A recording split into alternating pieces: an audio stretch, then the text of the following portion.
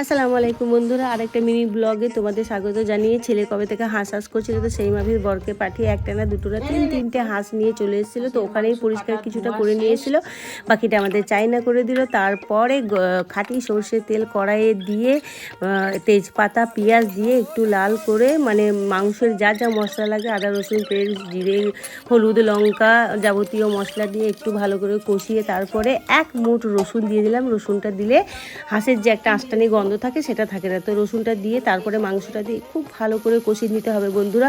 আর এই শীতে হাঁসের সময় হাঁস না খেলে কি হয়, শীতটা তো ইনকমপ্লিট থেকে যাবে। ছেলে খুব ভালোবাসে, তার সাথে আমরাও ভালোবাসি। তো তোমাদের সাথে কথা বলতে বলতে দেখো আমার এক কড়াই কিন্তু মাংস হয়ে গেল। আর রাতের জন্য বানিয়ে নিয়েছিলাম চালের আটা রুটি। আর ছেলে তো সেই খুশি। তো ব্লগটা ভালো লাগলে লাইক কমেন্ট শেয়ার করে চ্যানেলটা সাবস্ক্রাইব করো। সবাই তোমার ভালো থেকো, টাটা। তো ব্লগটা